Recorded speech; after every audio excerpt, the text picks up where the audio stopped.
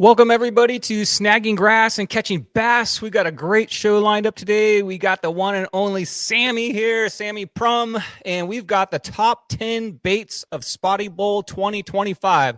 This is going to get exciting. Let's get this party started.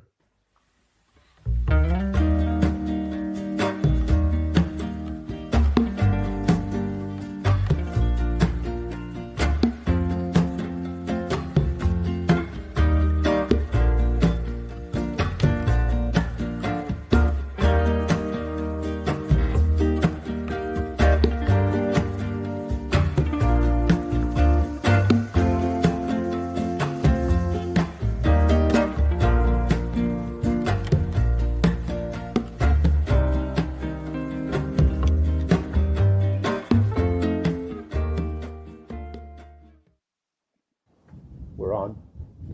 This just in, breaking news. Final result. Wednesday night, 7 o'clock, with your host, Brian Likes to Fish, snagging grass and catching bass, followed by a parade with the Bass Stash Association. This is Chum Solo. What is up, guys? Thank you for tuning in tonight. We got an exciting show. We got Sammy hanging in. I'm gonna bring him here in a minute. Man, what a show. So you guys voted for your top baits of Spotty Bowl, had a lot of participation in this, and here we go. We're going to reveal it. This is like the third, maybe fourth year I've done this show.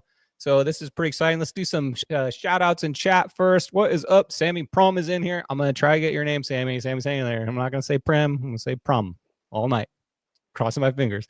We got Leonard. What's up, Bay Creeper? Leonard, we got to go and we got to do some fishing. I haven't seen you for a while. Bob Brewer, what's going on, Bob? You excited about Bass Bowl coming up? Kevin Keller, how are you, Kevin? Good to see you in the chat.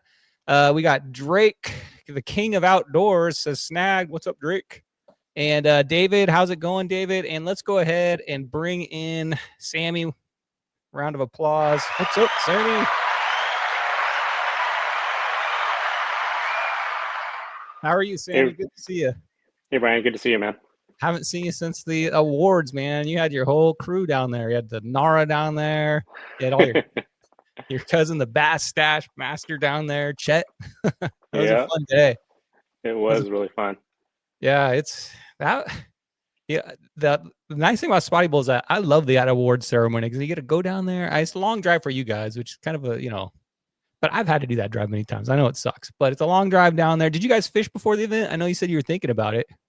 Yeah, we a handful of us brought some kayaks down there, and we kind of hit Mission Bay for probably like 3 or 4 hours before the show. Oh, all right. Yeah. How'd it go? Pretty good. That SeaWorld area was money, and got some on the docks, and got some on what's that little island just behind SeaWorld? Fiesta Island? The bowling pin Yeah. island? I call it bowling pin island. But yeah, right in front of Fiesta. That area is really good first thing in the morning before the pleasure boaters get out there because that's like the only area. You guys don't have high speed areas up in, I guess Long Beach is, but other than that, dude, your bays are all 5 miles an hour. Mission Bay has this weird like NASCAR loop around that island. It got sketchy when the boats were pulling out. Yeah, dude. And they rent jet skis and they tell those jet skiers like, hey, go out there and then you can do your business. And it's like a wide open NASCAR loop around that. Everybody's going one direction, hopefully. But yeah, it can get sketchy on a kayak or if you're fishing. Yeah. But it's good. First thing in the morning, 14 feet deep, grass, casting, snagging them. Oh, man. Yeah, the grass was holding. It was definitely fun. Corey King's in here. What's up, Corey? Says hook him up. Yeah, Corey King's always on the water. Daniel Wood, are you guys still celebrating, dude? After the we got Corey says, yay, Sammy. Carl Black's in the house. What's up, Carl? Says snagged. Here we go. Chet's in there. He says, what's up, gents? What's up, Chet? And Steve, did you tune in late? You were at the beginning of the show. So yesterday we had the tsunami warning. Did you see this?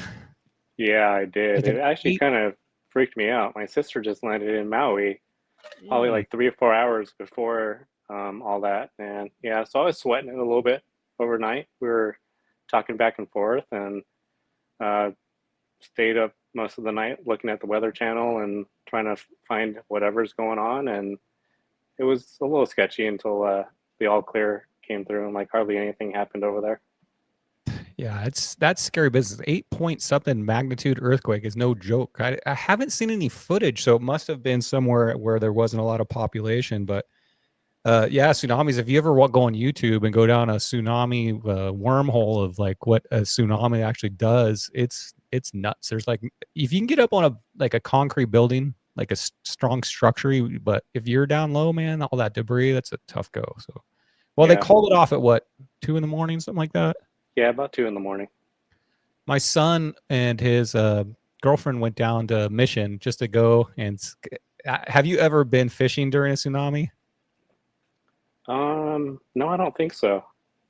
I think it was 3 years ago. We had an SBS tournament when the tsunami came into. Well, we were in Newport.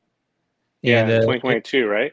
Yeah, I think it was. And Yeah. the helicopters are flying around telling people to get off the beach and get out of the bay. Basically, the tournament guy was like, whatever. Or, it was actually a boat tournament. And so, but when it comes in, all those mooring boats in Newport just turned around. It was weird watching it. Like it was a really strong incoming tide, turned all the mooring boats around, and then the tide went way up. And then like a few minutes later, it went out and all the boats turned the opposite direction. So it was a huge in and a huge out. But if I wasn't for those mooring boats, and I was fishing, I probably would have barely noticed it. Crazy times. Yeah. Down here in San Diego, we had Comic-Con this weekend. Went down there, so it's always a fun event. Are you into the new comic book like Marvel movies and DC movies? Is that your jam? Not really. I'm a bad movie guy, honestly. Like 10 minutes into a movie, I'm taking a nap. Wife. She hasn't made it through a movie like 10 years, but pretty exciting, I guess, down here. Did you dress up? What's that? Not this year. Usually I go as Gandalf, but okay. I was actually going down there to go fishing. That's where I was last Wednesday, by the way, guys. I was going down there to go fishing, and then I realized Comic-Con was going on. I'm like, oh, I gotta check this out. And then didn't even catch a fish. I got sucked into all the goings on outside. Other news, I saw Hobie. I've been looking at that Lynx kayak. What kayak are you fishing from lately? So a couple months ago, I just picked up a Pro Angler. Oh, nice. 180 drive, nothing super fancy, but just wanted a bigger platform. And I feel like a skinny guy in a fat suit. Just it's nice and big. And it's got a big old platform, and I'm a lot of balance and everything. I stand up on my old Outback anyways, and yeah, I definitely loved it. I just wanted something a little bit bigger. Your buddy Brian Rosen's in here. What's up, Brian? I also have the PA14 Pro Angler Hobie, and that thing it's literally a battleship, dude. It's like it's the Cadillac on the water. There's no question about that. But the only problem I have is when I want to just go down the bay for a few hours. That thing's a beast, dude. I'm not gonna lie. To get that thing in and out of the water, you know what I mean? Unless you have like a whole day planned, that thing's a beast. So I've been looking at the Lynx. Chad over at Hookup Baits has got me onto this thing, and I think it only weighs 45 pounds. Right. And I just saw on Instagram that they went on sale for $23.99, I believe, at Fastlane. So it's at $1,000 off almost. So I'm thinking about maybe Sammy next week smoothing down and talking to Liam and see what's up. Make that move, man. That thing looks really slick. Like throwing in the back of the truck, taking one rod, not like a tournament kayak, but like just throwing a rod in the back, heading out. I can carry that thing down to the beach without even wheels. Yeah. Throw it in there and go fish for 3 hours. A lot of time I go down there and I do shore pounding on my mountain bike, and I think that would be like a really nice alternative that I could just throw it in there and throw it in the water. So definitely, possibly incoming. Okay, Sammy, anything else you want to mention that you've been up to lately, or you want to get right to this show here? No, I think we're good. Let's just do it. Let's get right in here to some weekly news first, guys. So let's get on to this. Hold on a second. You're watching Snagging Grass and Catching Bass.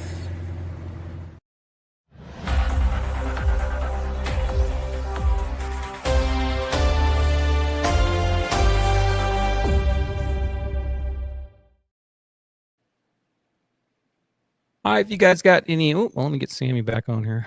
You guys got any weekly news you want to send in? Send it in to me. Brian Likes to Fish on Instagram or Snagging Grass, or any way you can get a hold of me. Discord. If you got an event coming up or some news that you want to let me know about, that I can put on weekly news. I appreciate that. First up, we got the CCA tournament or CCA Star Tournament still going on. Are you part of this? Yeah, I signed up. Okay, cool. You got a few submittals here and there. I've got one short.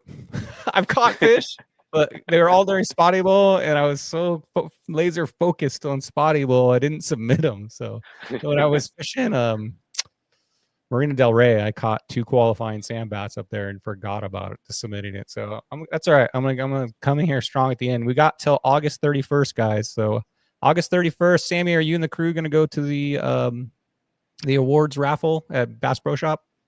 Yeah, I think so. Okay, cool. Then I will definitely see you up there. But guys, if you're not a member of CCA, you should be. You can scan that QR code right there and sign up for $40, and you have a chance to win some of these awesome prizes. You get a chance to win a Parker boat, which is crazy. So for a $40 entry fee, which goes towards your membership, and which also goes to the CCA, gets you a chance to win one. All you got to do is catch. Well, the last guy caught 1 or 2 fish that submitted and won it. So anything can happen. Got a question here for us. At the awards, those guys who donated the beer, what's the name of the beer, and how can I buy one of those rad shirts they had? You want to answer that, or you want me to answer that? So that's Ben Wilson from Get Bent Brewing. He's in Long Beach. I'm assuming you could find him on IG and probably send him a DM. Yeah, he does make great beer. Yeah, he's Brett Wilson's brother, Ben. Yep. Yeah, so I know he's probably you could probably talk. I don't know if Ben has an Instagram, but you could always message Brett, and I'm sure he'll pass it on to him. Chad from Hookup Bait says, "What's up, Chad? Have you guys left yet? I know you're getting soon. You're going to be leaving here soon for Florida. You and the crew. We'll be rooting for you. Chad's going to keep us posted, and I've talked to him, and maybe if possible, we can have a live show when they get up there from the hotel room or something to see how things are going. So maybe, if possible, we'll get him on here. There's a boat out in front of Fast Lane. The awards, like I said, I got me and Eric are riding up together in my truck, but I got 3 more spots. If you guys can fit 3 in my back, and we can go up together and go to this raffle. Check out the Bass Pro Shop. What'd Chet do with that bike, by the way, that he won last year? He turned it into a motor for his kayak. He traded it up. Chet's not an e-bike. Is it an e-bike? It looks like a folding e-bike. Yeah, it was an e-bike. Dude, e-bikes are awesome. My wife has an e-bike, and during the Spotty Bowl Championship, I may have borrowed it on my shore division to zoom around fast on that thing with a rod holder on the back. Have you seen Chet's legs though? I don't think he could reach the pedal is the problem. Oh no. He's got long torso syndrome or something. Taylor B. Drifting. What's up, Taylor? How are you? Chad says some guys left today, some Friday, some Saturday. The guys will be leaving. Is anybody flying out there, or are you guys all driving together? That's a journey, dude. I guess if you could get one guy to haul all the gear out and then just fly there and meet him, that guy'd be a hero. So the 13th is the raffle for the CCA. Next up, I've been mentioning this, guys. So Spotty Bowl is unfortunately over right now, and we're kind of in a slow part. You know, we're doing our fun fishing, hanging out with the family, whatever. But guess what? Bass Bowl is here, 2025, and I have the schedule. I wanted to read this for you about the welcome to the inaugural season of Bass Bowl. This is first year. We're just trying this out, guys. We've never done this type of tournament in freshwater, so we're just trying this out right now. If you're familiar with Spotty Bowl, this event follows the same fundamental rules. This marks the first venture into freshwater fishing, specifically targeting largemouth for the Spotty Bowl style of tournament. As is the first ever, participation is free. So if you guys want to enter this, it's free. You just have to go and get on the Discord and type in "I'm in." The Discord will guide you through everything. I'll put a link in the bottom for the Discord. It's free for everybody. We simply ask for your patience to introducing this to the lakes. So lakes are a little different, Sammy. Lakes they close, they open, they have rangers. You know, it's not like the free for all like we're used to with the bay, where you just say, "Hey, I'm gonna go to the bay." Yeah. But lakes are open like Wednesdays and Saturdays and Sundays, so they're not open all the time. So I've got the schedule, but we may just remember, guys, be patient. It's lakes, it's not bays. So you got to get out of there at a certain time. You can only show up at a certain time. So if you're not used to lakes, there's a lot more scheduling with that. Bass Bowl is designed to help participants learn largemouth fishing techniques and enjoy the process. We believe that learning as a group, just as we did for the Spotties, will be much more effective than individual efforts. So You gonna do like the 7-hour window again? Yep, it's going to be basically the same format. So we're obviously not going to have a midnight session because the lakes aren't open. So it's going to be 6 a.m. to 1 or 1 till lake closes, it's going to get shorter and shorter as the year goes on. And depending on how it goes, like I said, this first year of Spotty Bowl, for you guys that weren't in it, we really kind of figured it out as we went. We had to change some things, figure things out. First year of Spotty Bowl, it was one division for everybody, which turned out to be about half the people dumped out after about halfway through because, we figured out quickly that we need multiple divisions for different skills. You got Chad in there versus somebody who's their very first time spotty fishing. So we had to separate it a little bit. So yeah, it's going to be, so if you participate in the first Spotty Bowl season, it's going to be like that. We're kind of just, when I say I'm kind of just figuring this out to see if it even works in the lakes. Hopefully it will, and this will be a tournament series, short tournament series that we can do off time in Spotty Bowl, and I think it's going to be fun. So be prepared to be dedicated some and like I said, this is like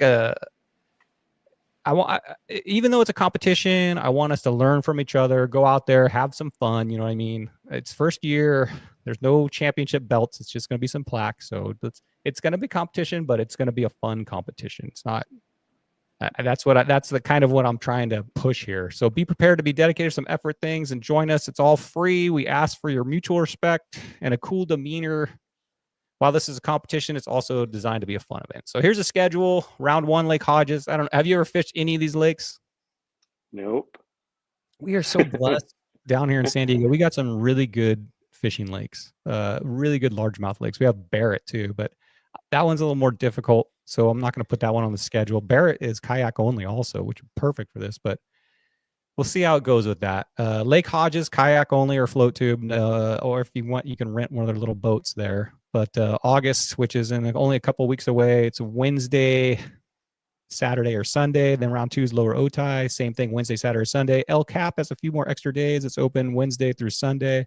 In the playoffs, some of these lakes close November 1st. So I got to figure out what lake. I know Hodges closes on November 1st. So the playoffs to be determined. Chad says, totally looking forward to the green bassing. All right. There you go.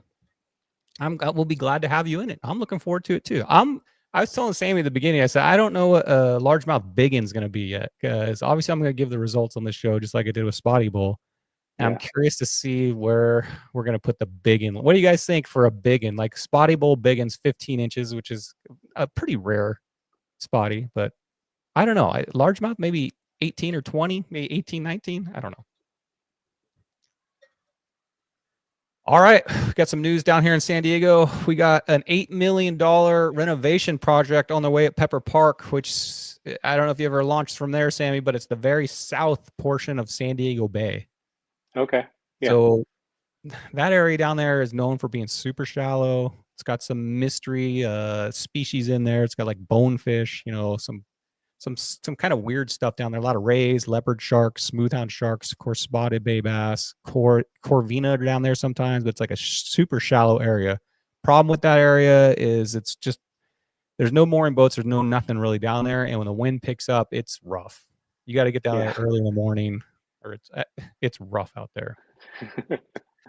The Port of San Diego is installing a new splash pad, playground, beach area, and thank you, Jeff from One Cool Tuna. My street team sent me in this news. They're installing a splash pad, playground, beach area, new entry, a terrace. Get this, a fishing pier upgrade. So that's cool. A picnic area, lighting, and landscape. They're spending $8 million to renovate this, funded by the port and state. 5.2 acres. It's in National City. Construction is causing temporary shutdowns to the park, but not to the launch ramp, guys. So if you're going down there, launch ramp is going to remain open. Fishing pier shut down for 2 weeks. So here's the construction area they're working on now, and when they finish that, they're going to flop over to that green area. Which Pepper Park, it's all right. I think the problem with that one is it's not. If I'm not wrong on this, guys, is that not open 24 hours at boat launch ramp? Glenn says lots of skunks, literally no parking. Yeah, it's not ideal, but if you're fishing, there's that and Chula Vista Marina, which are like your only 2 choices down south down there. And I guess there's one in Coronado, but it's a really tiny. But if you want to fish South Bay, this is on a kayak or a boat. This is probably the most central area of it. New facilities, new lighting, new bathrooms, brand new bathrooms. They definitely needed those. Potential phase 2 after this will be the 2.5 acres once they get the permit. So here's some pictures of what we're getting. So we're getting a fishing pier like that. It's pretty cool. And there's the park. So going to be nice. I'm always happy when they're spending money down on my Bay areas. Why not? Yeah. Looks like a place for the kiddos. Looks like some kind of pirate ship and splash pad. So awesome. Free place to take your kids. And there is the boat launch ramp if you guys have never been there before. So yeah, as you can see, Glenn says the parking's pretty limited. The only boat spots are those ones up front. Looks like all the cars have taken it. All the cars are in the single spots. So yeah, limited parking. I want to mention Davy's World Fishing on YouTube this week. I was wondering if anybody did like a long video of the award ceremony, you know, because really, if you weren't there, you didn't get to see it. And Davy's World Fishing has put out a video of the giving out the championship belts, including him, and some other stuff going on at it. So if you missed out on the award ceremony and you want to see the happenings going on, check out Davy's World Fishing. I think I see you back there in the background there. Is that you back there? Oh, yeah. Check out Davy's World Fishing on YouTube if you didn't make the awards, and you could see the presentation of the belts and some other stuff that happened at awards. All right, and I think that is it for weekly news, guys. You guys ready for the main topic? Hey, my name's Chris, snagging grass, catching bass. Here we go. It's going to be awesome. Thanks for watching, guys. Cheers. I got to talk to Chris to see if I can get him to enter in the Bass Bowl 2025. He'd be a cool contender for that. I'm going to talk to him, see if I can get him on board with that. I'm sure he will. It's pretty cool about that kind of stuff, I imagine. All right, let's see if we have any more questions. If you guys have any questions in chat, go ahead and put those in. See what we got here. Glenn says Chris was killing it at Miramar. Oh yeah. I like watching Chris's video. He's the one that does the beer reviews. He's been on the show once before too. I got to get him back on here. So yeah, I'm gonna try to convince him guys to enter it. That'll be fun because then he'll be a YouTube presence on there too. Mike Brown's in here. Snag, what's up, Mike? All right, you ready for this, Sammy? Yeah, let's do it. All right.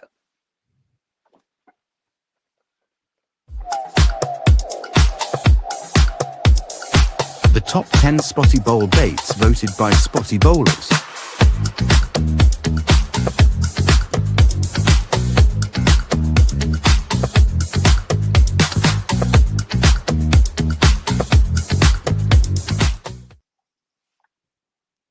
Nice. Changing the mood, man. I'd usually have like a banjo or something on there. I'm like, these guys probably can think of that stuff. I'm going to go ahead and put on some groovy music here.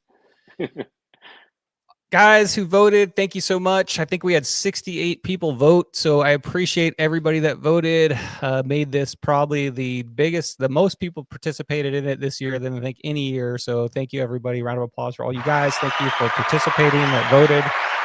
Even though 50% of you voted at the last minute and made me do a bunch of math and stuff. So next year, let's get it in.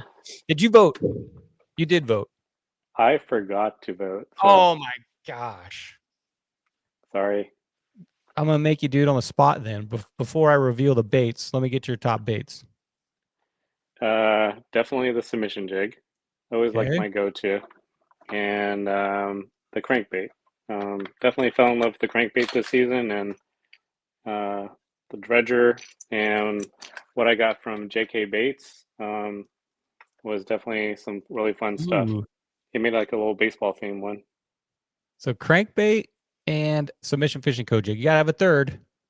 Third for me was probably the paddle tail, and just 3 to 4 inches. That guy right there. Paddle tail attached to what? Basically a jig head. I did some neck breakers. I did some cheap lead heads. Wasn't really too picky. You know, the fish weren't picky, so. Big hook too. Yeah. Big hook for big hook sets.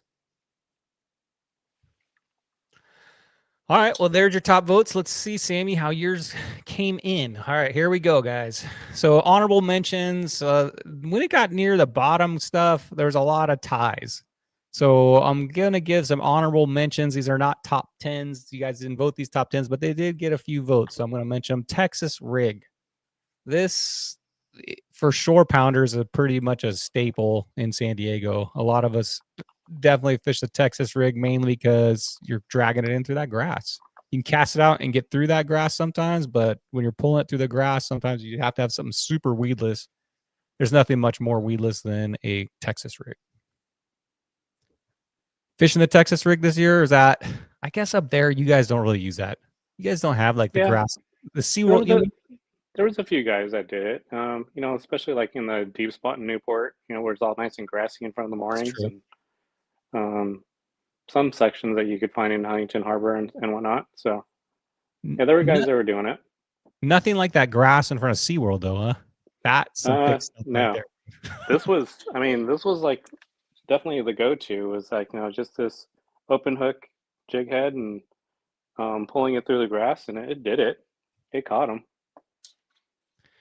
Next honorable mention, we got the spinnerbait. Spinnerbait's been on top 10 in the past. Didn't make it this year.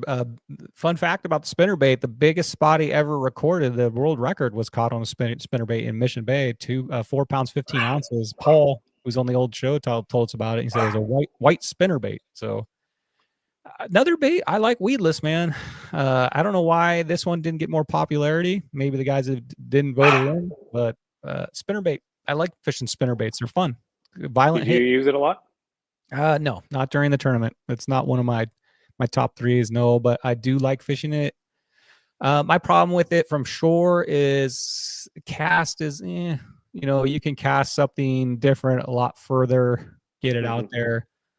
And the angle from shore is kind of weird for me when you're pulling it up through the rocks and everything. But not from shore. I would fish this from a kayak or from the boat though, but not during the tournament. The reason why, on the fun fishing, of course, I love spinnerbait, but during the tournament, I'm going with my high percentage. I know they're going to catch a fish. I'm not out here having fun. I'm trying to catch big guys, and that's it. But I fish with guys that fish these, and they tend, like I've always said, they tend to weed through the dinks. You don't get a lot of dinks on them, but sometimes the big guys will hammer them, obviously. Yeah. You? I use them from time to time, but like same with you, like just for fun, not necessarily during competition. I just don't have that much confidence that they are as effective as some of the other stuff.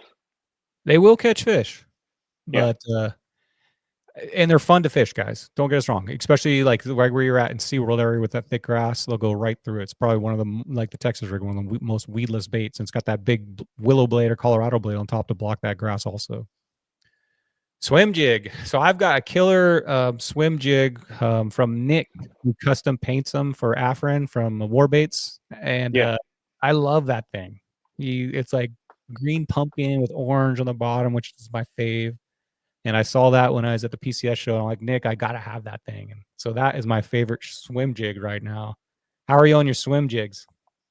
I have them from Nick as well. I feel like they're pretty effective. Definitely can be a little picky for the fish to either take them or not. Sometimes it's too big of a profile. Sometimes they want them like a really small profile.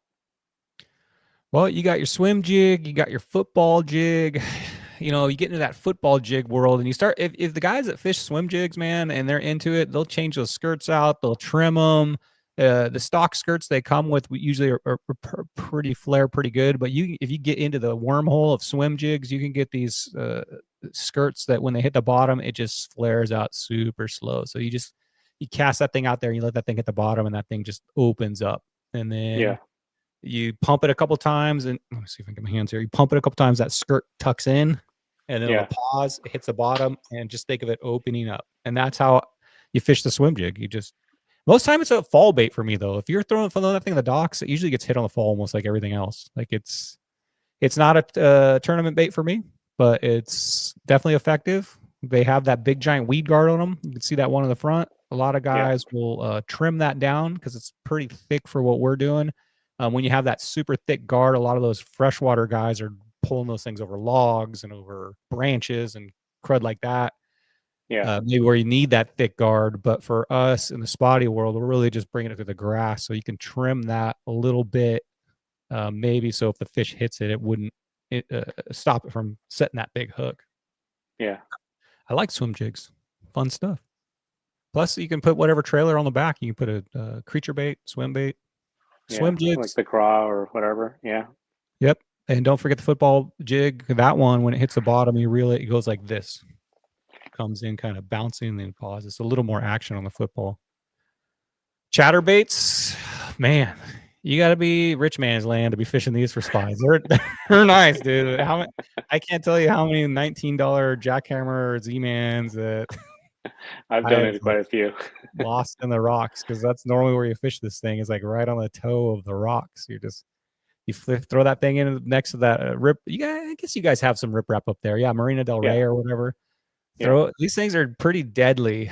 If you're from shore, it's too expensive to throw from shore. But if you're on your kayak and you can get this thing right at the toe of the slope of the riprap, that's where the chatterbait, I think, does its job, man. Because I think those fish are tucked in there. Yeah. And if you don't know, the chatterbait has you're that little pulling it parallel, right, to the riprap. So I'll get my boat as close as I can to the riprap. Set that thing on spot lock to where it looks ridiculous. It looks like I'm almost like boat in the rocks. And then I'll just bomb it as far as I can. And if you look at the rocks, you can see the angle of it. Mm-hmm. And you want to cast it maybe 3 feet in front of those rocks, and then put your rod to the side, and you want to try to get it right at the toe. I mean, I'm talking ridiculously at the toe. And I think that thing's like a dinner bell coming through those rocks. And if they're in those holes and that chatterbait's going by, I'm like, hey, what's that noise? What's that flash? And they come out and grab it. And I know I've talked to guys that fish these for spotties, and that's usually the technique that you go with. The docks, I guess they would work anywhere, but that's what I would recommend, fishing the chatterbait. How are you with this bait? I've used them. I've donated a lot, but I've also used them on docks where I'm pitching them to the very back of the docks and just trying to stay away from the pylons and really ride that bottom a little bit and make some noise and clatter, almost like what I do with the crankbait. Yeah. Yep. I thought I was going to be a genius once, and I'm like, what if I put a chatterbait on the tail of my A-rig? You know what I mean? I'm like, this is going to do it, man. This is it. I'm going to get fish all day long. I'm going to put all my cool baits around it, and I'm going to trail a chatterbait on the back to make some noise and flash, and it did not do very well. I don't know why. Maybe it was the day, but I tried it one day thinking, oh, that's going to be awesome. And no go. Maybe it's because of the way the wire comes out, that maybe the blade wasn't working correctly. I don't know, but I don't know. The guy that goes out there with 5 chatterbaits on a rig, that's gonna be an expensive snag if that ever happens to you. Yeah. Big money. Jonah Bates has a big following down here in San Diego, and he was just a few votes away from making the top 10 this year. I think if he sticks with us next year as a sponsor, he's getting more and more people down here fishing this bait. I know Adobo and Alex and Peter and all those guys love this bait, and there's a lot of votes that came in for it. He makes a full body swim bait. I have not. I need to get some. I have to for sure for next year. I'm gonna try getting myself out of the high-tech mindset and start fishing some of our local guys. You know what I mean?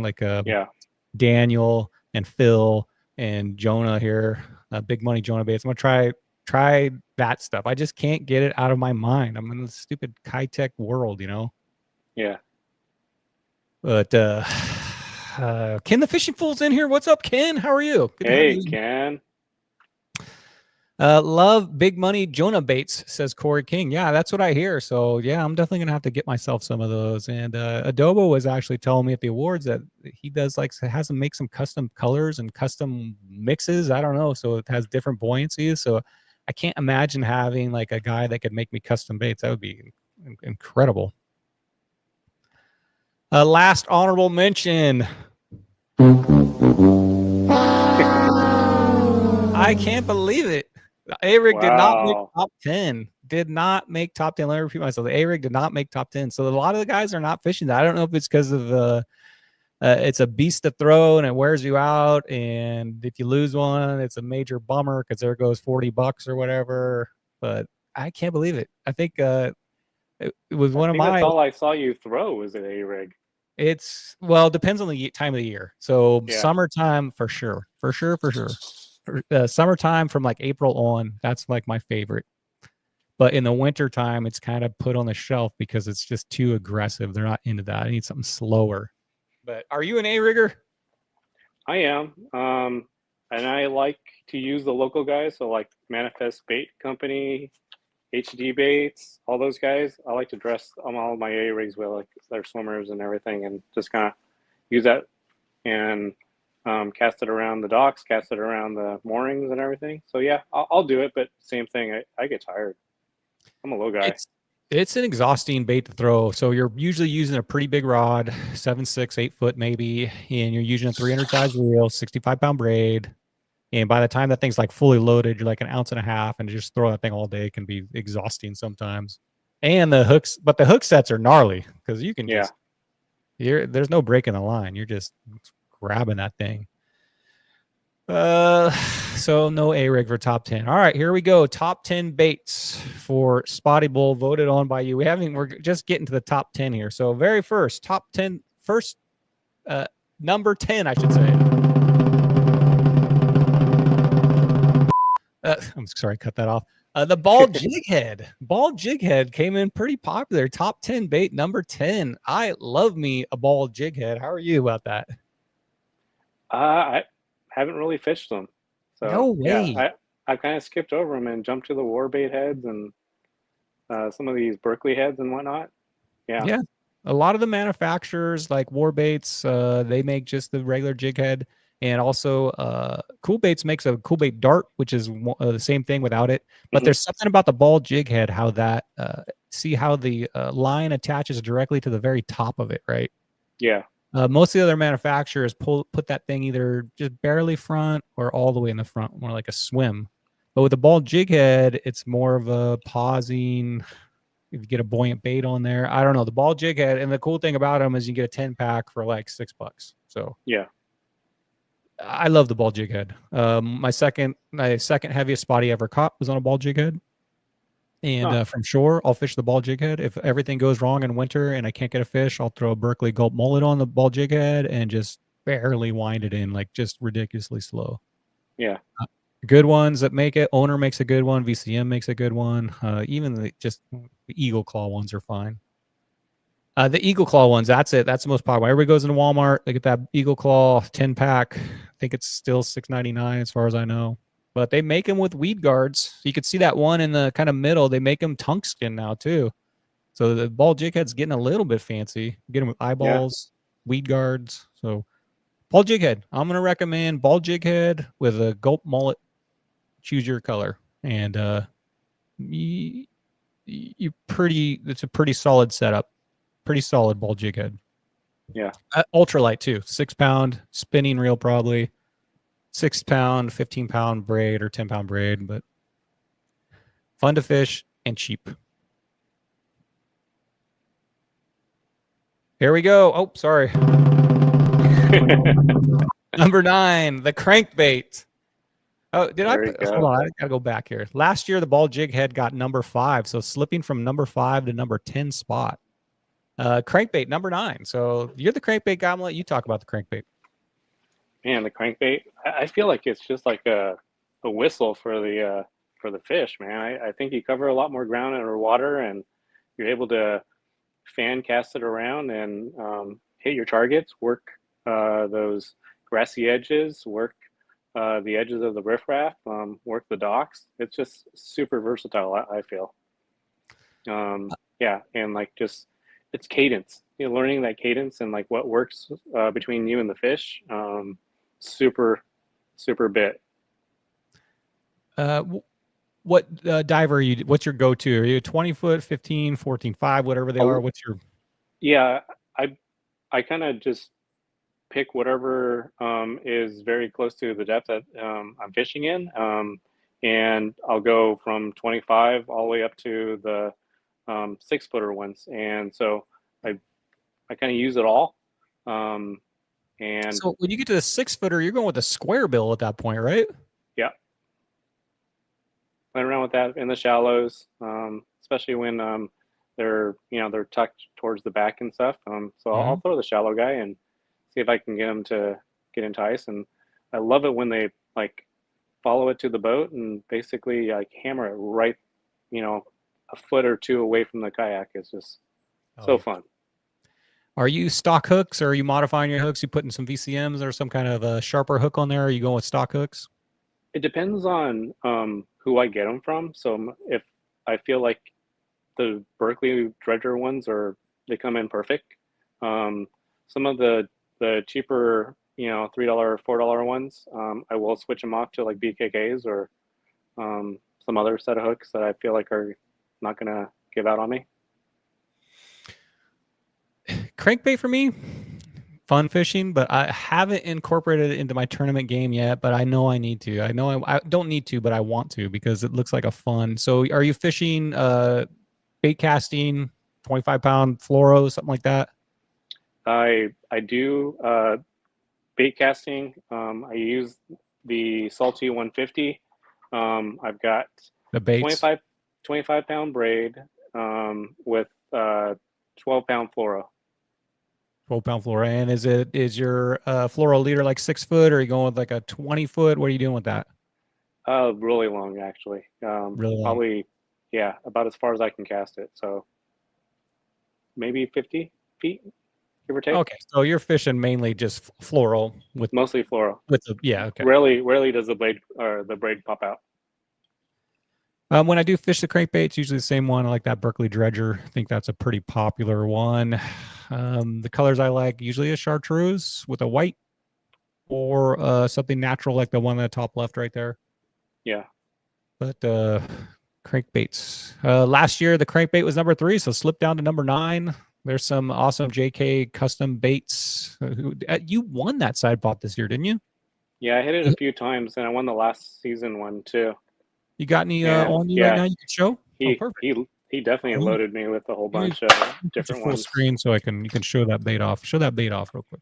He made like a little baseball team one. Is that a Dodgers one? Oh my god. Oh yeah. Oh, that's never caught a fish. But that looks nice. Yeah, he does a really Almost good kind of job. looks like a sand bass kind of stripes on her. Yeah, that's cool. Down in S3, Roy's in the house. What is up, Roy? How are you? Dave Rage is in here. How are you doing? Glad to have you in here, Dave. Glad to see you at the Spotty Bowl Awards. All right, so last year, number 3, down to the crankbait. Maybe the guys that didn't vote. I know a lot of guys are fishing this, especially up there up north. They're fishing the crankbait, but definitely a Spotty Slayer bait. I think it's won a championship through Brett on those, because I think like you say with me with the A-rig, I don't think I've ever seen Brett throw anything but the crankbait. So yeah, true. Definitely catches fish. Oh, here we go. Oh, no drama. Number 8, I ruined it again. Is HD Baits. Congratulations, HD Baits, man. Let's go. HD Baits going up to the 8th position this year. Wow, HD Baits. That's awesome. I had Phil on the show a couple weeks ago. If you want to watch that, go back and watch that result show. But Phil talked about making the baits and living in the high desert and say the bait that lasts. And one thing I know from fishing these stinking Kitex is they're definitely the exact opposite. They're not the bait that lasts. So I'm going to switch gears. I mean, that HD Baits is like, it's nice and tough. Let me put you full screen so you can show that thing off. Oh, yeah. So that is a red and green, solid red. Kind of like, this one's like a watermelon, like pink and green bottom. Mm-hmm. Got the red going for the winter time mostly, with the glitter on it. Got good action, super tough. You get bit often, like, or over and over and over, and they last. Unlike the Kitech ones, Yeah, Kitech just the tail grazes them and they're gone. Kevin Keller has a follow-up question on the crankbaits for you. He says, question, how do you feel about single hook replacements on the crank? How do you feel about that? I know I've seen guys, you put it looks funky because the rear hook looks like it's on backwards, and the front hook, they like face, the hooks face like this. I like to have the double treble hook just because that's the only way they come, and I haven't experimented with going with a single hook, so I don't know about doing that. I mean, I guess it works on those, like, those nomad deep divers for tuna and everything. They swap them out for single hooks and everything. So Yeah. a hook's a hook, I guess. I've seen guys do that. Probably not tournament fishing though. Tournament fishing, you want that treble hook because you get that short strike and they get that treble hook from any angle, and you're bringing that fish in. I imagine if you switch it, not experience from this, just hypothetical here. I imagine when you put that single hook, maybe you get a few more short strikes. Definitely, single hook is nicer for the fish, but if you're in a tournament situation, I'm sure most everybody's going with sticking with a treble hook, and not only a treble hook, but going to a sharper treble hook. Yeah. So HD Baits, check out HD Baits on the webs, on the internet. Phil over there, good people. Glad to have him on the show. HD Baits was number 10 last year, so working your way up, guys. Congratulations, man. Going from 8 or from 10 to 8th, so working their way up. Spotty bowlers are definitely taking notice, and they're definitely fishing your baits, Phil. So right on. Good job, Phil. Good job, man. What I'm requesting though, Phil, is a green pumpkin on top and some kind of light orange on the bottom. If you can get over that color, that'd be sweet. All right, next up, what are we at? Number 7? Oops. Number 7. We got the Reaper slow pitch jig. Let's go.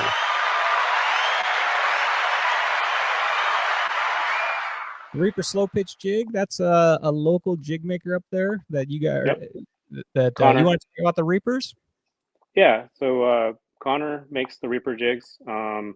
They're pretty much the same profile. So you got basically that jig going. It's got one single hook up top and a treble on the bottom. Same principle. It flutters a little bit more sideways, and very, very effective, I feel. Is that the limited edition last year's Spotty Bowl one? Yeah. I have that one. Yeah, that's last year's limited edition. You had that's the handout one. Yeah. Yeah. So yeah. Looks like you use them. Definitely use them for quite a few side pots. Yeah, I see some rust on that going. Yeah, once you got to wash those things when you get home, man. Got to wash them or sharpen them. Yeah. Yeah, Reaper Slow Pitch Jig. Been a sponsor for I think 3 years now. Thank you so much for making the custom jigs and handing them out to everybody. And it's a weekly or a session side pot. So slow pitch jigs are hot items right now, man. A lot of for the spotty anglers. They're one of those baits that you can just find a pylon and drop, and easy to fish, and they catch fish. And the cool thing about the slow pitch jigs is those assist hooks on the back. Unlike when you're fishing the ball jig head or some kind of swim bait, you get not as many short strikes on these. Usually, if the fish is there, sometimes they graze it, but if the fish is there, usually you'll hook up with them and hold on to them too. Yeah, it's a rare miss on those things. Rare miss, yeah. Especially the only time you miss is like when you break off on the pylon. That's the only thing, because it's usually right next to the pylon. Very true. Made it up from 8th to 7th, so working your way up. 7th position. Good job, Reaper, making your way up there. Congratulations. All right, next up, number 6.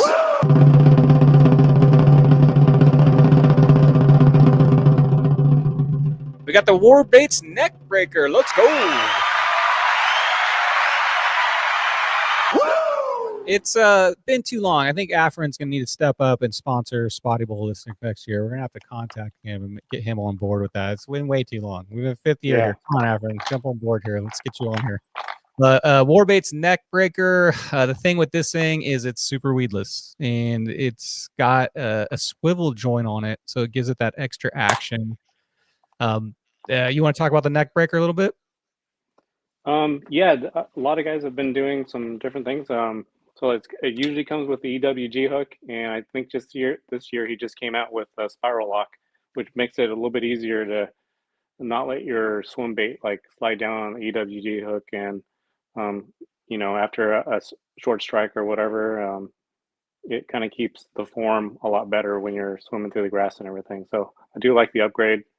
I've been doing that BKK hooks swap out, where I'm keeping the head and then basically swapping out the factory hook with the spiral lock BKK hook. That's nice, because especially when the bite's especially when the bite's hot, and you want to just keep casting. You don't want to every time have to pull that out, slide the hook back, find a new hole to stick it through, get it, fill it level, then recast. Yeah, so it's nice when the bait, because when we're casting something like this, we're bomb casting it. You know what I mean? And there's nothing worse, because I like, one thing I do is when I cast it hard, I'll keep an eye on that bait, and if I see that it's like twisted or something happened in the air, especially with the A rig, it'll tangle up, and I'll watch it in the air. If that happens, the second hits the water, I just burn it. I'm like, nothing's gonna bite that. I'm just gonna scare off fish. Yeah. So when you do like that twist lock and you get the thing locked down where you can chuck it out there, it's faster. And you haven't messed up by throwing something in that's all fouled, and there was a fish down there, and he's like, oh, I'm not gonna bite that. And then you missed what is that? So yeah, exactly. So by doing that modification, Sammy, that takes a percentage of from 10% of catching a fish to probably 20%, because it's not going to be fouled, 1 out of 10 casts. So yeah, definitely, that's great advice on that. War baits, number 6 last year, number 6 this year. So hanging right in there. Popular bait. I think it was released 2 years ago, maybe, the neck breaker. I think like 3 years ago. Years. Yeah. So I think it's his 3rd time on the list. Always a popular bait down here. But I think it's popular because you can also rig it any way. You can rig that thing with a buoyant creature bait to where you just, for winter time, man, when it's slow going, you put like a creature bait on there that's buoyant, and you just drag it in. It's got that action, and the bait will float up. And then maybe when you get close to the boat or after the fall, you can kind of bring it in like a swim bait too. So lots of ways to fish this thing. TB Metal Arts in the house. What's up, Todd? I'm enjoying the belts. Thank you very much. Zach, seemed kind of weird to hang all those back there. I was like, should I do this? Looks kind of weird. This will be the only time I do it, but there they are. Thank you, Todd. They're beautiful. Guys, round of applause, or tell Todd thank you for all he did for Spotty Bowl this year. There's a lot of work that goes into those things. They're beautiful. They are. All right, next up, number 5, right? Yeah, number 5.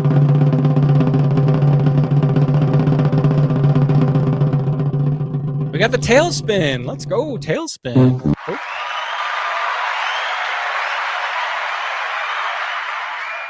Specifically, a lot of people are saying Fish Lab tailspin too, so I put a bunch of pictures on there. So the Demiki one was popular. So a lot of people gave specifics, but they mostly just said tailspin, so I categorized those all together. But number 5, tailspin. How are you with this thing? I like them. I've hit, I think, one of the side pots earlier in the year with the Fish Lab one, and then the Demiki has been something that I've fished for quite a few years and have trusted in it. So yeah, I think they like the flash. I think I like how heavy it is, and just like bomb it, pull it right out of the grass, and just work it back, and that blade action just driving them crazy. I think it's a really fun bite. What percentage of bites do you get on the fall? I think not as much on the fall, but like after you've hit bottom and you kind of just give it a good yank out of the grass, that's when I feel like I've pulled like the interest of the fish, and then start to work it back, and usually get bit pretty often in that particular series of motions. It's a low maintenance bait, so you don't have to worry about adjustments. Doesn't get fouled very often. The only time it gets fouled is when your reel gets a wind knot and it clicks around or something like that. So it's a low maintenance bait, easy to cast. You get the bigger ones, like the 3/4 ounce ones, or they go by grams, I think, on those. So the bigger, like 20 gram, I guess, or a little less than that, 15 gram. And dude, you can cast those forever. Yeah. Like you have an 8-pound, 15-pound braid on a spinning reel from shore, you can cast them forever. Little snaggy, not too bad. Some guys will swap them out with a single hook because of that. From shore, I'm talking about a little snaggy, not too expensive, because they'll last you a long time. You can catch 100 fish on one of those. You won't. The only time you just break it off eventually. But I like those. Tailspins are good. I think they also have potential fishing on the fall in the docks when you're casting into the pylons. Fish it just like you would the hookup bait or the slow pitch jig, where you just leave the bail open or leave your clutch open and just let that thing fall straight down wherever it hits. And see if you can get them on the fall too. I've seen some pretty big fish caught on the fall on those things. Was 7th last year, so yeah, made its way up again, huh? Wait, 5th? Yeah, so made its way up. Made up. They sell them with willow blades. They sell them with Colorado blades. There's a whole world of tailspins out there, but I think the two we talked about are probably the most popular two that are in Spotty Bowl. All right, next up, number 4, right? Yep. Number 4. Your number 4 Spotty Bowl bait, a Ned rig. What? I don't know how to fish that. Oh, you're a non-Ned rigger? Thought for sure you'd be. I think your cousin. Yeah. He may be the big guy Chet on lives campus. by We need Chet to dial in real quick to let us all know how to fish this thing. So the Ned rig, pretty popular with the TRD bait, which is a Z-Man bait, and it's pretty much. You ever heard that Stretch Armstrong when you were a kid? That thing just stretch out. It reminds me of that. Like the TRD material, Ned rig is like that material you can just stretch forever. Roman once made a video, I think, where he caught like 100 fish on one Ned rig. You just keep rotating it and rotating it. But Ned rig, I would say, I honestly, guys, I don't fish it, so I'm not very good at talking about the Ned rig. But because of the old show, we've had many back and forths about this bait. So I'm just taking what I've heard on this bait and passing that on. But it's good. The judge fishes this too, and I think Corey might fish this. So some of the slayers out there are fishing this thing. But I know in the wintertime when the bite's slow, it's almost like a bait and weight dead stick. You're just holding the thing and you're just going with a drift, and you're just doing this. You're just popping it, I think. So I think that is a little bit of the appeal, is that you're covering ground while your bait's on the bottom. And it gets bit, I guess. It's number 4. And Ned riggers out there, give us a hint. Talk about it on here. Oh, here we go. Bob Brewer says, he says, on a slack, it slaps. Do you understand what that is? Like on a slack tide, it slaps. Is that what you're saying? Oh, okay. I get it. Yeah. But Ned rig, let me show you the next slide here. Ned rig was number 4 this year, number 9 last year. So it's became much more popular this year. It's growing in popularity. But if you guys look at the picture I included right there, that's what a Ned rig looks like when it's down on the bottom. So they stick straight up. And something about Spotties is you would think all they eat is fish, but they don't. They eat mainly crustaceans and stuff on the bottom. And their main diet is the razor clam. And a razor clam has a thing called a boot, which I learned that term from Coach. When it sits on the bottom, the boot is like the clam's tongue. It sticks up. And I don't know if that's because it's looking for something to eat or filtering whatever it's doing. But I think that's what the Spotties are falling into. They think that that's a razor clam boot, and they're going by like, oh, I'm going to try that out. And the Ned rig. Bob Brewer saying, are you a Ned rigger, Bob? 2.5 inch Bastrix minnow. Is that a color, I'm assuming? So Bastrix is a swim bait brand, and they do something very similar to like those little Z-Man like worms or whatnot, and turn them into like little minnows more than anything. They're really cool. Yeah, I mean the Ned rig. If I would say if you're looking for a bait, just talking with people that do this, is look for something that's definitely buoyant, so that it's just sitting on the bottom, just like you see in that picture, and just fish her slow, fish her lightweight. But if you haven't fished the Ned rig and you want to give her a try, it's a number 4 top bait. Crazy to me, going from 9 to 4. Is a Ned rig ever going to make it to number 1? What do we do? Crazy.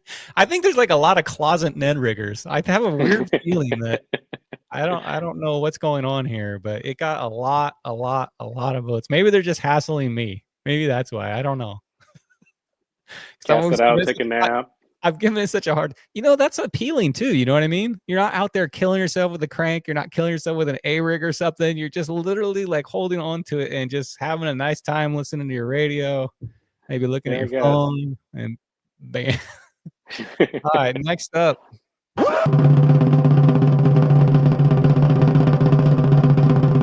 Oh, before I go to the number 3, Judge says, I can only use it at night.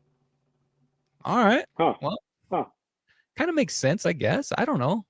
because maybe that's when the razor clams come out, and maybe that's when they stick their boot out, and maybe that's the prime time. I don't know. We need a Ned rig specialist on the show, I think. All right, number 3, cool baits underspin. Let's go, cool baits.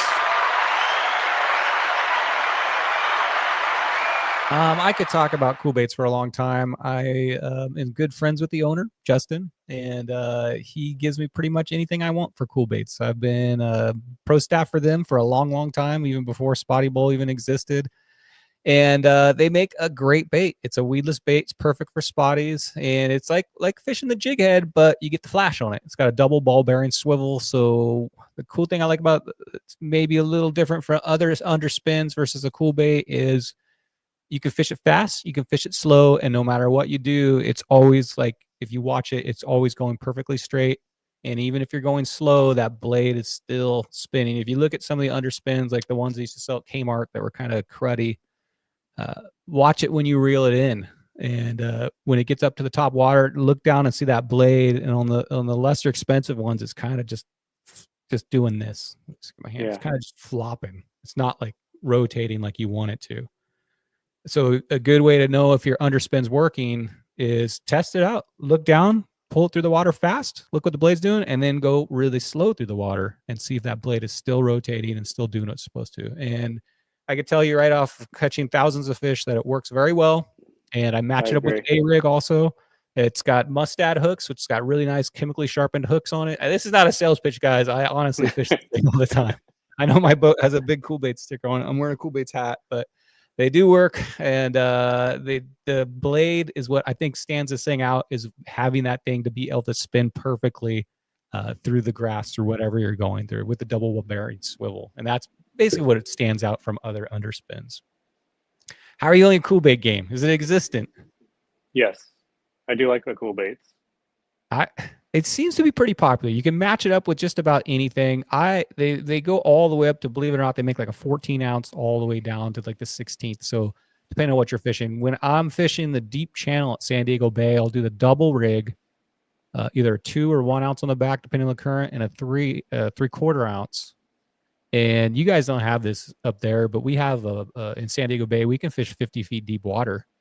And certain times of the year, it's a lot of fun, Sammy. You get a big bait like that, a big 2 ounce and a 1 ounce, and you think, oh, Spotty's never going to do that. I'll put a 4.8 inch swim bait on there, cast that thing down to 50 feet, and just slow on the bottom. And we're used to catching a Spotty in 15 feet, where, it's in the boat in a minute or two. But when you get a double hookup at 60 feet deep, and it's fun, man. It's a fight, dude. It's like, okay, it's pull and drag, it's coming up. Oh, it's taking out. It's, we're not used to that. So when you get, that's one of my favorite ways to fish. So when I take somebody out on my boat that's like, oh, I want to go fish the ocean, I'll do the double rig, deep water, San Diego Bay, because you don't know what's down there. You'll get anything. Yeah. But it's fun to fish just because it feels like you're not speed fishing. You're actually winding something in slow, and you never know what you're going to get down there. So yeah. Cool baits last year, number 4. So creeping its way up to number 3. Thanks, guys, for the votes on that. Appreciate that. And I give it a shot. It works. Are you ready for number 2? Let's do it. See if I get my button right this time.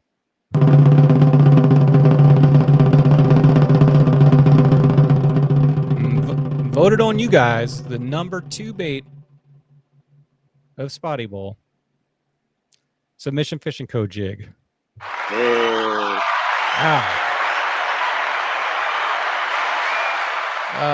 If you guys don't know the story behind Submission Fishing Co. jig, back in our old club, the Mad Max Fishing Club, we all watched Muto go from making fish frosting, which we helped him name, and encouraging him, and then he got into slow pitch jigging, and we saw this company start from the ground up, basically.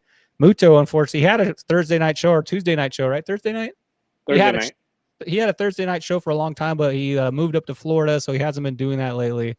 Had him on the show a couple times, but Submission Fishing Co., he was a local guy. He's up in Florida, still supports Spotty Bowl, and he makes an excellent product, the slow pitch jig. I'll let you talk a little bit about fishing these. Yeah, definitely my favorite and go-to lure when it goes to like spotty fishing. I love the durability of the lure. I love just how easy and simple they are to fish, and just dropping them, giving them that a couple of bounces and just like covering a lot of dock water, and I can cover just a whole bunch of docks in a relatively short time, and I've really grown accustomed to it. And Muto definitely has given me a lot of confidence in this bait as well. Do you fast fish it like I do? Like I'm talking just at the bottom, boom, next, hit the bottom, boom, next. Are you fast fishing this thing? During tournament time, I should say. I'm always in Spotty Bowl mode, but tournament time. I guess I work a little bit slower, so I'll let it linger and play around with the dirt a little bit, so I'm not just dropping and going. So I do like to give it a couple of seconds to stir up the water and the dirt down there. I love this bait because it's almost like you can explore with it. And when I say that, it's like sometimes you just can't find the fish, dude. And if they're down by the pylon, they're probably going to bite this thing. Mm-hmm. So I'll travel, I don't know, 10 minutes just pitching this thing in the docks, pitching this thing in the morning. It's like a searching bait. I'm looking for it. I'm looking for it. And when I find them, I'll throw that thing and I'll get as many as can. But if they stop biting that, I'll throw something else, because now guess what? I found out the area or the zone they're in. Are they in the docks? Are they in the grass? Are they in the deep? Are they in the drop off in the rocks? Yeah. But you can search really good with these baits. It's not so much of a hassle as like casting it out, retrieving it, nothing. It's like drop, nothing, go, nothing. Okay, here they are. I found them. Now now that I've found them with this bait, I'm gonna throw my whole arsenal, including that, and see what I can find here now that I know where they're at. So searching bait. I agree. Last year, number 2. So back-to-back number 2s. Congratulations, Muto, on that. Back-to-back. He's got a whole array of colors you can see, guys. My favorite I put on top. Doesn't matter if it's mercenary or sumo. The green pumpkin. Is that what the name of it now? Orange pumpkin. Orange pumpkin. Yeah. Orange pumpkin. My favorite, I think I had a little bit of part in getting that color out, and that's primarily what I would fish probably 90% of the times. I'm going for that color. If not, and things are getting weird, see that blue one down there, the blue stripe glow? Yeah, that's my looking one. Yeah, that's my number 2. And then number 3 would be the one right above it, the pink glow. What's your go-to colors in order? For me, the Bream Dream is my favorite color that he came out with. And point that one out. Which one is that on there? Is that on there? Yeah, it's basically like that. But more of a natural. And then probably the Rainbow Roll would be my second go-to. The Katy Perry? Yeah. I think that's more for the fishermen than for the fish, but you never know. Sometimes it's bright day down there. Yeah, throw every color, they're gonna like one of them, right? Yeah. And then the silver one too, the shad color. Shad. I talked to Muto about that, and he says, the shad is by far the most popular color, and I think that's the fishermen think, matching the hatch kind of deal on that, but the shad is definitely right. So congratulations, Muto, number 2, definitely making a nice bait out there. Are you ready for this? Number 1.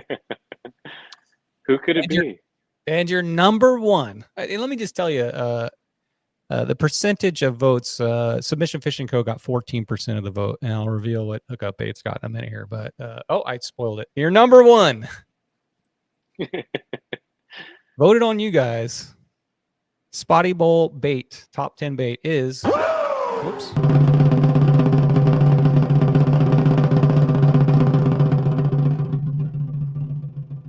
Hookup baits again. Let's go. Congratulations. Whoops. Congratulations, Chad.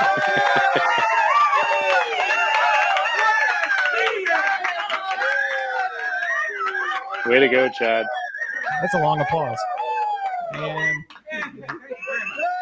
there we go. That's a long one.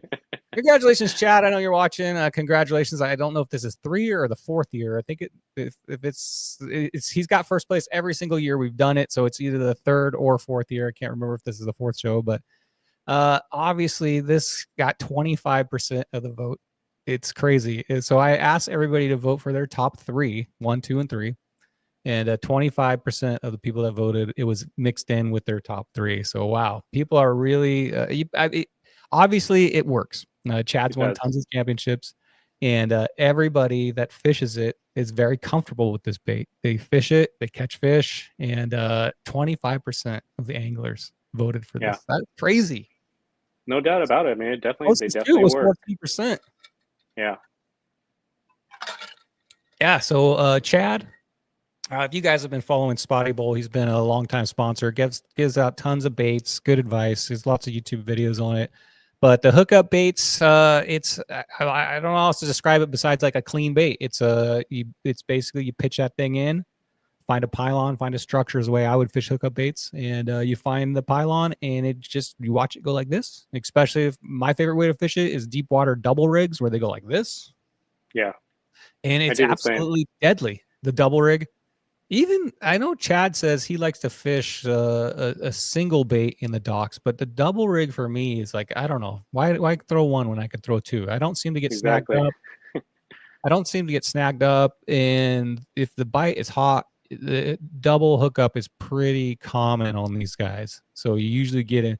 It's sometimes in Spotty Bowl, it's a disappointment when you get that huge bite. And you're like, oh, please be one fish, and you pull up 212s. But you know the excitement of catching two fish is very exciting. But man, how many times that happened where you're like, oh my god, I got something huge, and it's 212s. You're like, oh, all the time, man. I'll take one big over 212s. Judge says the A-rig. Hold on, let me put this on here. He says the A-rig hubs. I've seen the hookup baits posse fishing that a lot. So dropping it just like they do regular hookup baits and fishing it with the A-rig. So interesting that it'll work in that. I know cool thing about the hub too is it's just like a big tube. So I put that scent on there, and I know Chad says that he just takes that thing and fills that thing up with scent, and scent is allowed. I would definitely do it if it works, but try out filling that thing also up with some scent. The one on the very bottom, I believe, is a new color watermelon. I think that's one Chad said that he fishes almost the entire season. It did really well for him. Yeah, that watermelon jack. Yeah.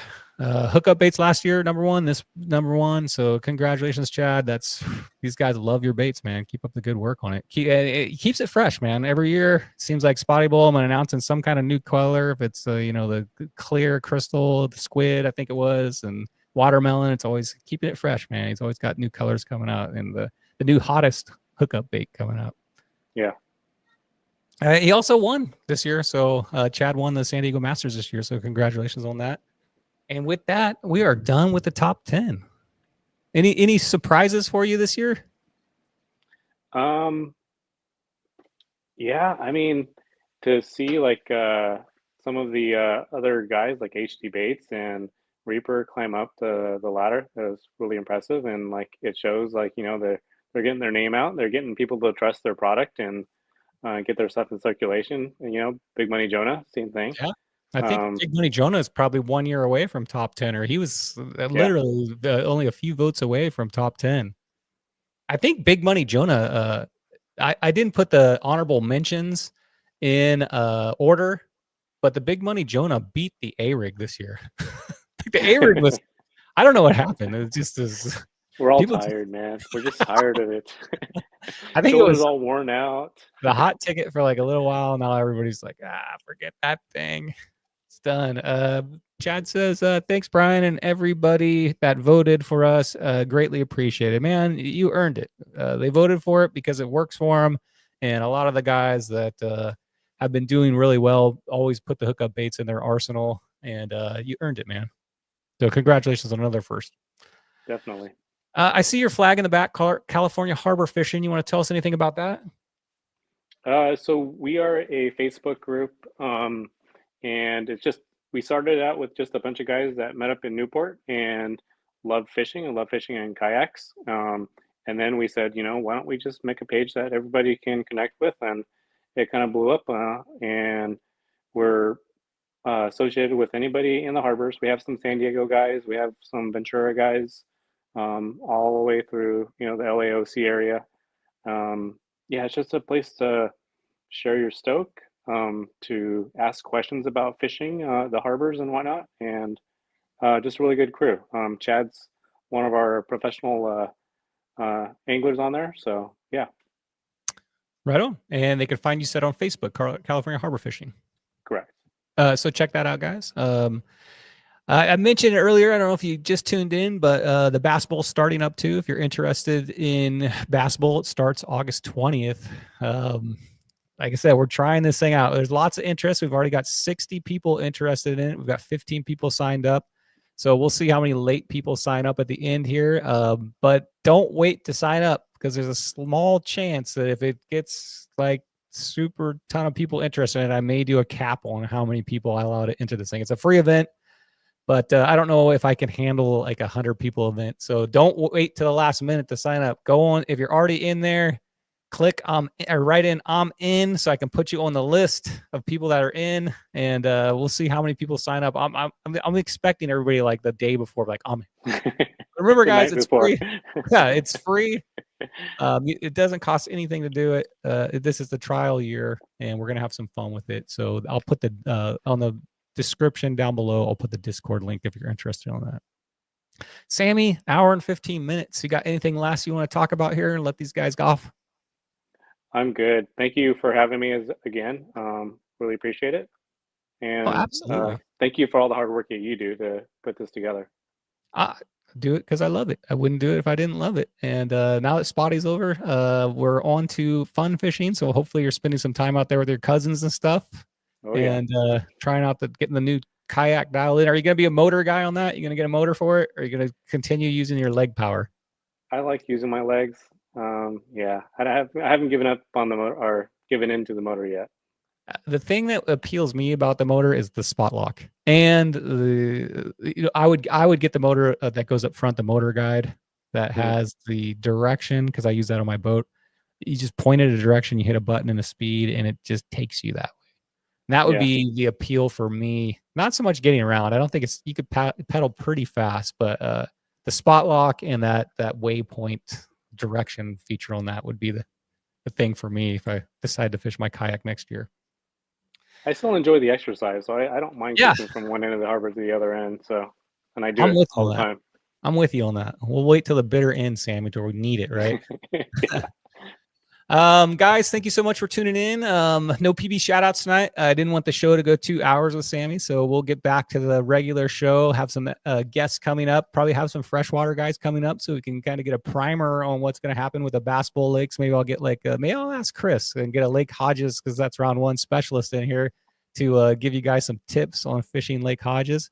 But Sammy, appreciate you in here. Hang out for a minute. But guys, thank you so much. And I'll see you guys out on the water.